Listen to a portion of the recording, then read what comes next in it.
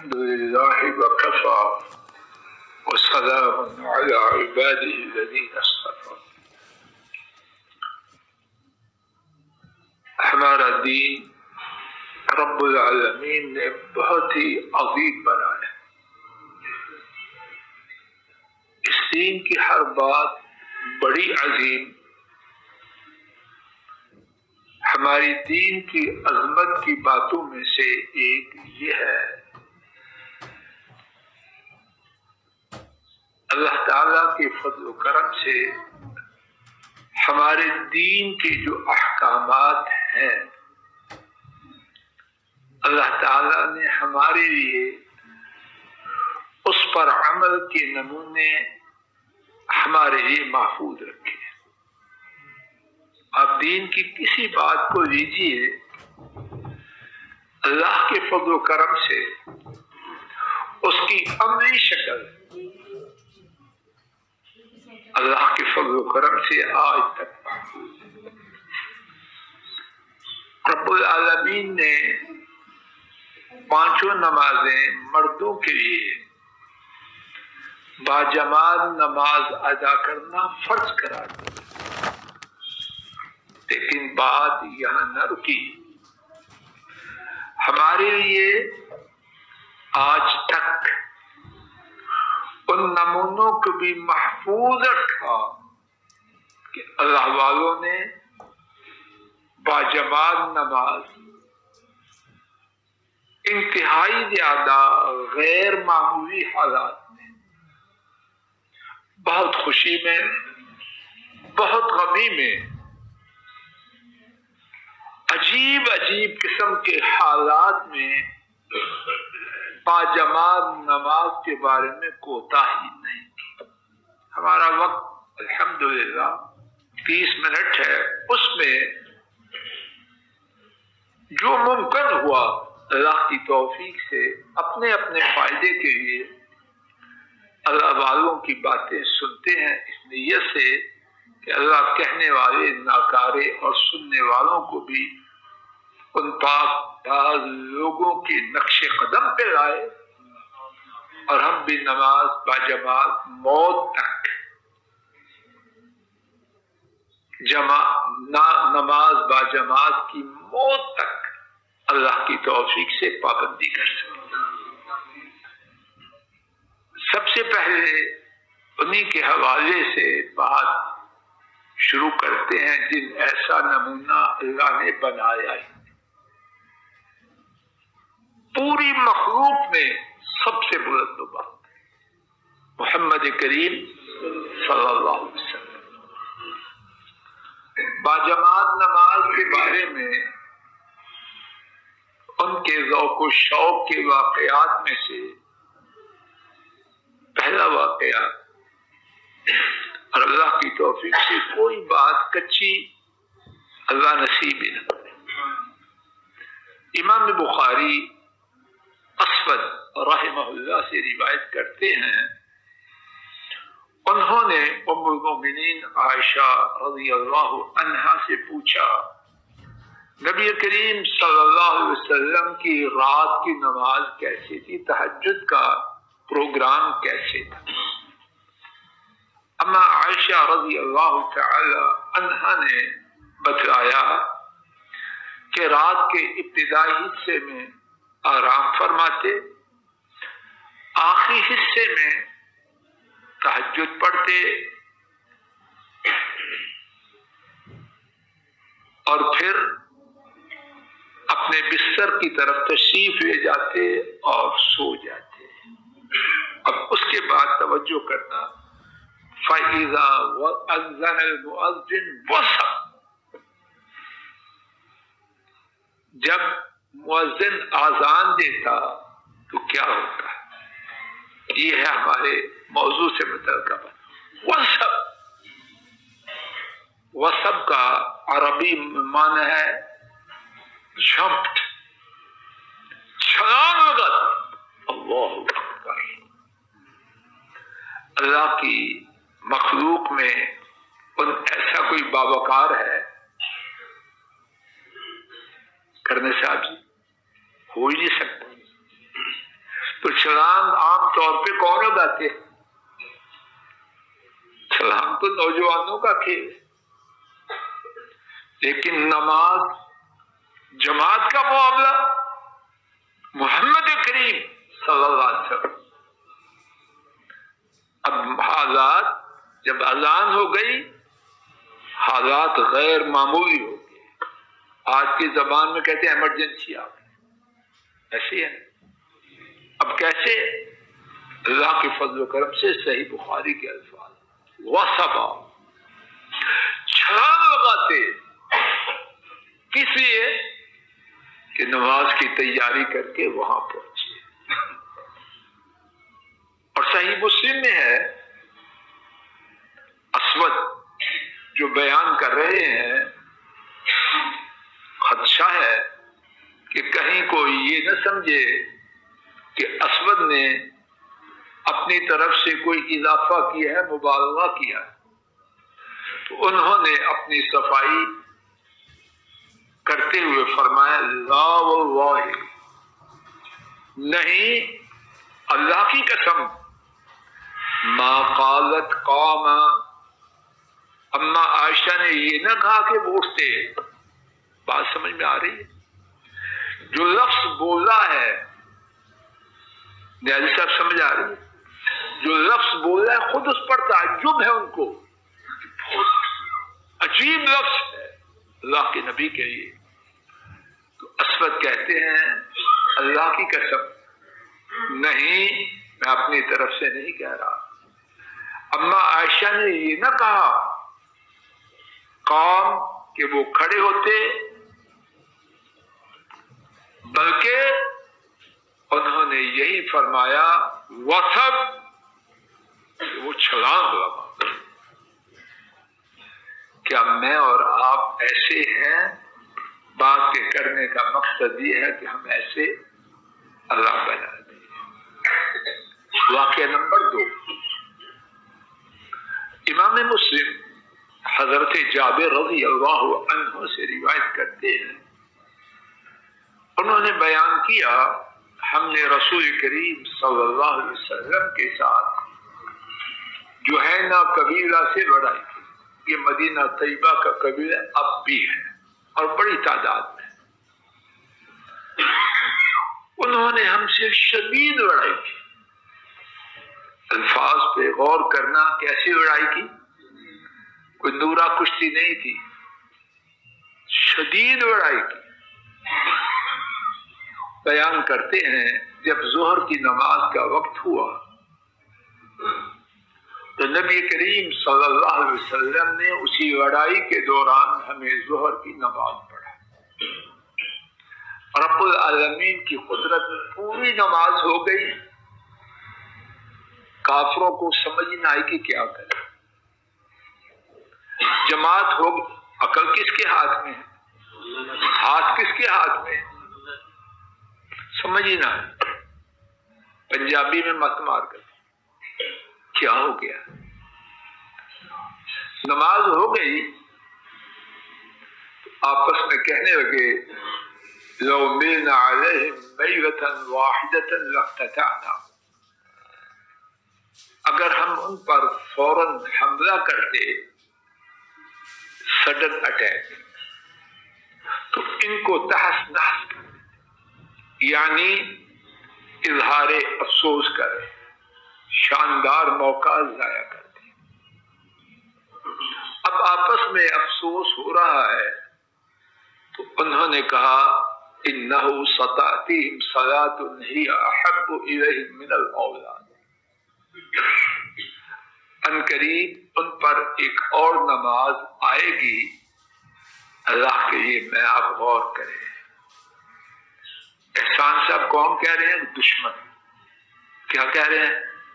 ان پر ایک دوسری نماز آئے گی جو انہیں اپنی اولاد سے زیادہ پیاری ہے. یا اللہ، فضل الہی ایسے ہے، اللہ کرے کہ دشمن گواہی دیتا. اور پھر کیا ہوتا ہے؟ دشمنوں نے آپس میں یہ بات کہی، کیا مقصد کہ اگر ایک موقع ضائع ہو گیا ہے تو دوسرا موقع آ رہا. جبریل امین آئے اور کافروں کے افسوس اور آئندہ ارادہ کی خبر دی.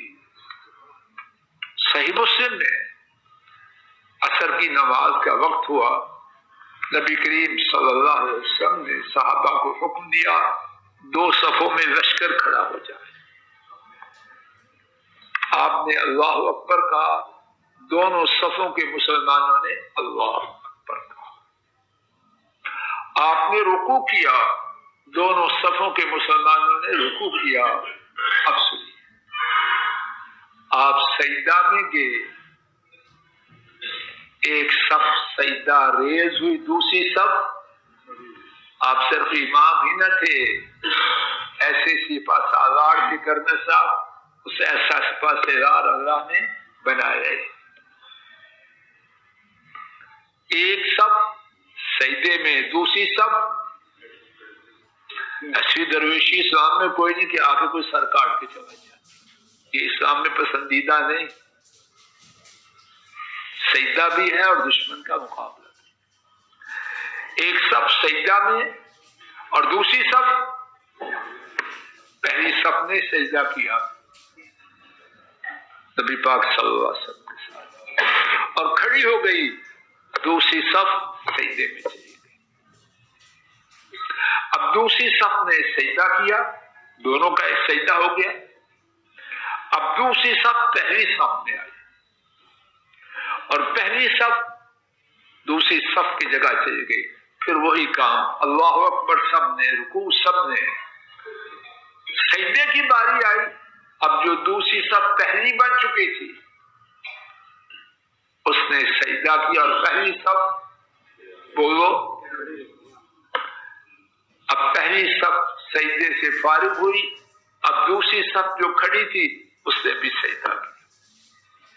اب سارے مسلمان تشہد میں بیٹھے ہیں اور نبی پاک صلی اللہ علیہ وسلم کے ساتھ تشہد میں شریک ہونے کی اللہ کی طرف سے سعادت پا رہے.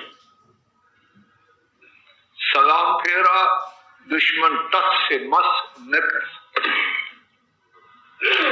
مہمان آئے ہیں، مہمان بنا ہو، بارات آئی ہے، یہ سارے فنکشن کافروں سے شدید لڑائی سے زیادہ سخت ہے.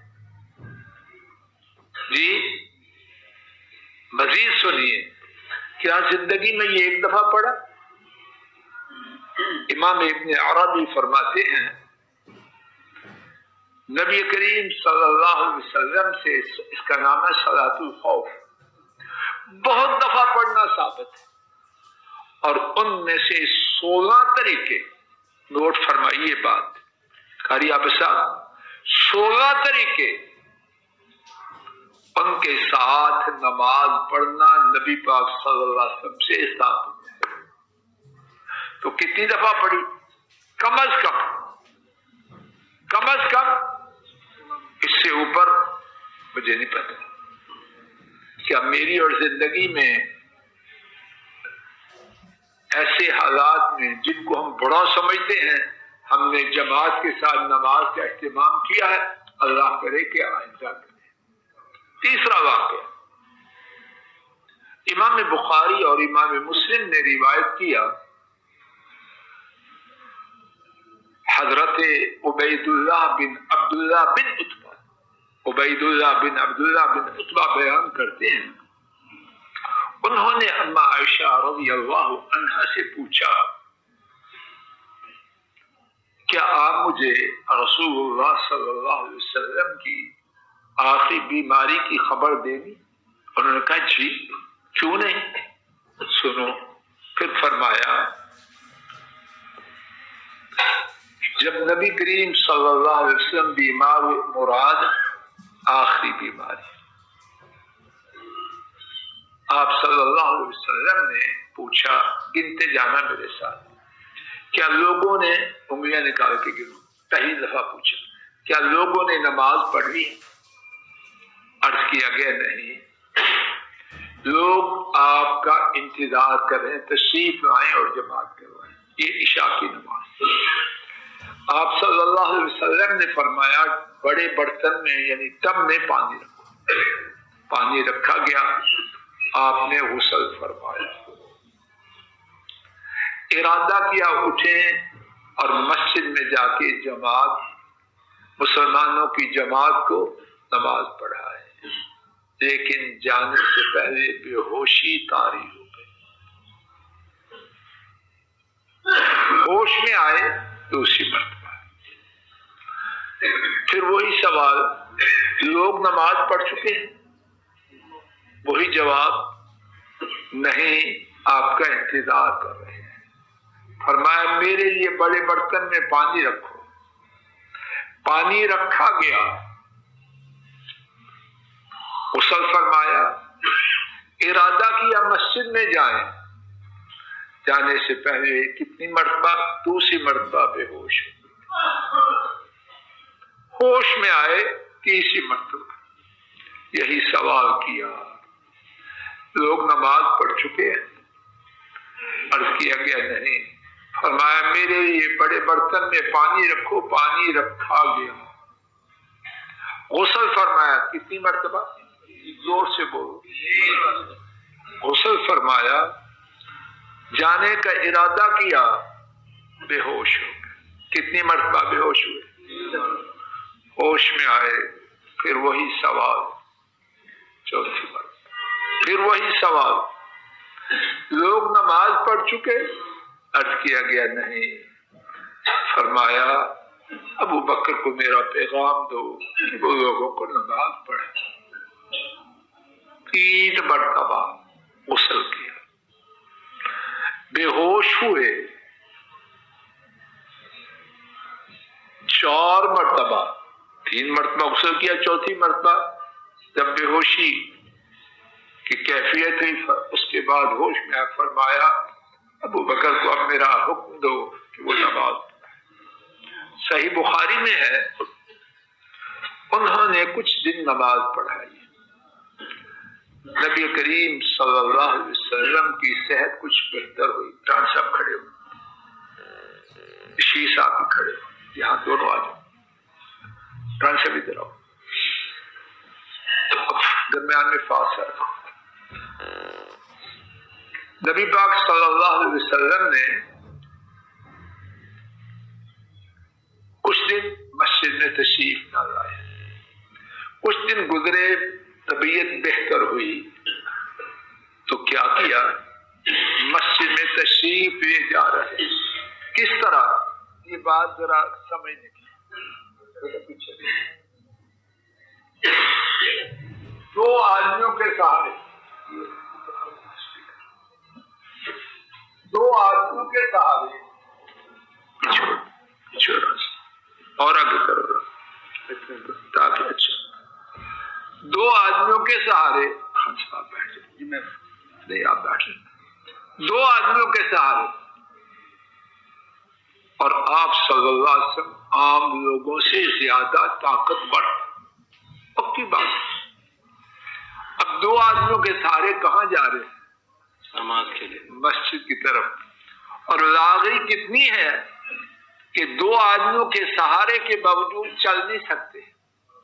اما عائشہ بیان کرتی ہیں کہ انی انظر الی رجلی تخطان من الوجع، درد کی شدت کی وجہ سے، چلیے دونوں، آپ کے قدم مبارک زمین پر لکیر لگا رہے، یہ ہمت نہیں کہ 2 آدمیوں کے سہارے کے باوجود قدم کو اٹھا سکے۔ اگر میں جماعت میں سستی کرنا چاہوں تو مجھے حیا آنی چاہیے کہ انہی کا امتی ہوں۔ نانا کے حوض کوثر پہ جانا ہے، یہ جو مہمان آئے ہیں ان کی شفاعت لینی ہے، حیا نہ آئے مجھے؟ کس طرح اذان ہو اور میں مہمانوں کے ساتھ بیٹھا رہوں؟ وہ اس میں تو سمجھ نہیں آ رہی۔ چل رہے ہیں اور قدم معاذ اللہ جان بوجھ کے کر رہے ہیں، ہمت نہیں، اور زوردار ہے، لاغر کمزور نہیں، اللہ کے نبی بہت طاقتور ہوتے، قدم اٹھانے کی طاقت۔ نبی کریم صلی اللہ علیہ وسلم کے اور نماز کے یہ ذوق و شوق کے واقعات ہیں، انہیں پر اکتفا کرتے ہوئے آئیے امت میں سے باقی 10 منٹ میں جو ہو سکے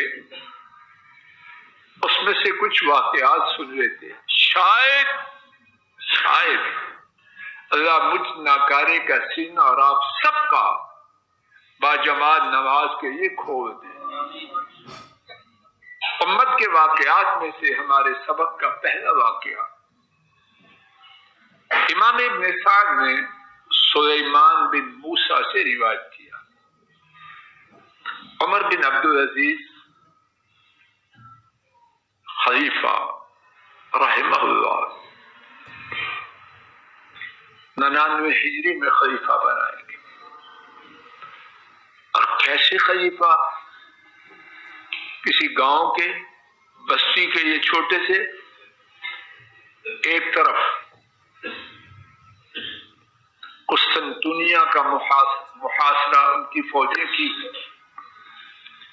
ایک طرف آذربائیجان میں ترکیوں کا مقابلہ ہو رہا تھا، تیسری طرف فرانس پر اسلامی فوجیں چڑھائی کر رہے ہیں۔ کچھ چھوٹی سلطنت کے خلیفہ نہیں، ان کی کیفیت کیا ہے؟ اللہ کے لیے میں آپ غور کریں۔ اور یہ جو شیطانی جملہ ہے بڑا مشہور، ٹائم نہیں، ہم ماشاءاللہ کشمیر تو نہیں فتح کیا ہے، اور فلسطین میں نے ہی آزاد کیا، اتنے مشغول آدمی نے، مکار اور فریبی۔ اتنی بڑی اسلامی سلطنت کے تنہا خلیفہ تو مشغول ہوں گے یا بیکار ہوں گے؟ کیا کیفیت ہے؟ مؤذن ان کے دروازے پہ آتا ہے، کہتا ہے السلام علیکم امیر المؤمنین ورحمت اللہ، اے امیر المومنین آپ پر السلام علیکم، اللہ کی طرف سے سلام اور رحمت ہے۔ تو کیا ہوتا ہے؟ سنیے اور میں آپ ہمیشہ یاد رکھیں، فما یقضی سلامہ حتی یخرج الی الصلاۃ، اللہ اکبر۔ رابی بیان کرتا ہے سلام کا جواب پورا دینے سے پہلے مسجد کی طرف روانہ ہو چکے ہیں۔ بیٹھے رانا صاحب سمجھ آ رہی ہے؟ بیٹھ کے سلام کا جواب دے ملک صاحب سمجھ آ رہی ہے؟ نہیں، صاحبان جی سمجھ آ رہی ہے بیٹا؟ اذان اس کی خبر آئی ہے، اب بیٹھ کے جواب دے کے پھر اٹھے نہیں، جواب دینے سے پہلے جماعت کے لیے نماز پڑھنے کے لیے روانہ ہو چکے ہو۔ یا اللہ ہمیں بھی بنا دے، یا اللہ موت نہ آئے جب تک ہم ایسے نہ ہو۔ دوسرا واقعہ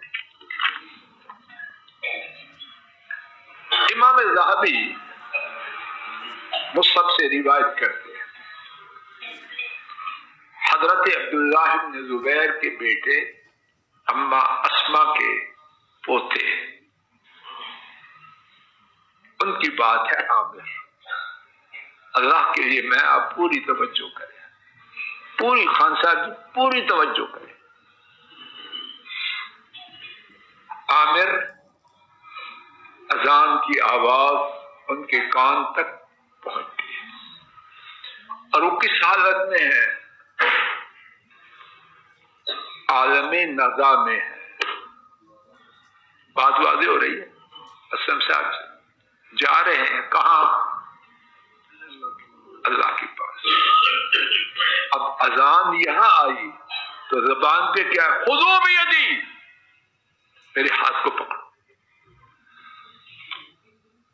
اقرار ہے۔ عرض کیا کہ انک علیل، بے شک آپ بیمار ہیں۔ ان کے جواب، یا اللہ مجھے بھی یہ جواب دے دے، آپ کو بھی دے۔ اسمع داعی اللہ فلا اجیب، اللہ کی طرف بلانے والا بلا رہا ہے، اللہ کا بلانے والا بلا رہا ہے، اور میں لبیک نہ کہوں، یہ نہیں ہو سکتا۔ اور معلوم ہوتا ہے کہ زوردار تھے۔ اب کیا ہوا، جو تھے پاس انہوں نے ان کے ہاتھ کو پکڑا، اب کیا کریں؟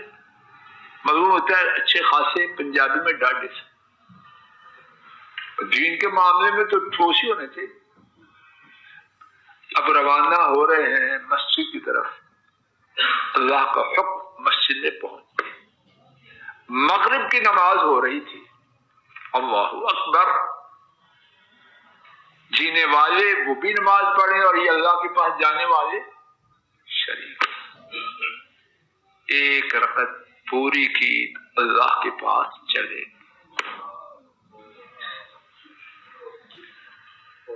تیسرا واقعہ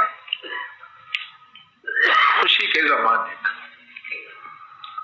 اور بہت لوگ، بہت دین والے خوشی میں،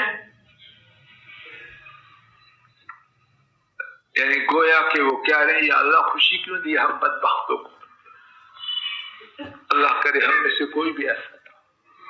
امام طبرانی نے روایت کیا، انبسہ بن اظہر نے روایت کیا، حارث، نام یاد کرو کون، حارث بن حسان، حسان بیٹا، حارث بن حسان صحابی رضی اللہ عنہ، رات کو ان کی بیوی کی رخصتی ہوئی، بیوی گھر آئی،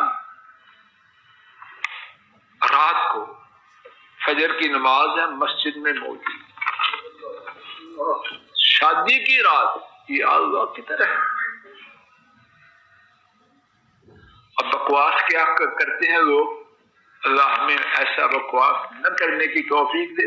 خوشی کا موقع ہے تو روز ہونا، یعنی گویا کہ اے اللہ ہم خوشی کے قابل نے، ہمیں ماتم دے، یہ مطلب ہو رہا تھا۔ اب فجر میں جماعت کے ساتھ ہے، دیکھنے والوں میں سے ایک نے عرض کیا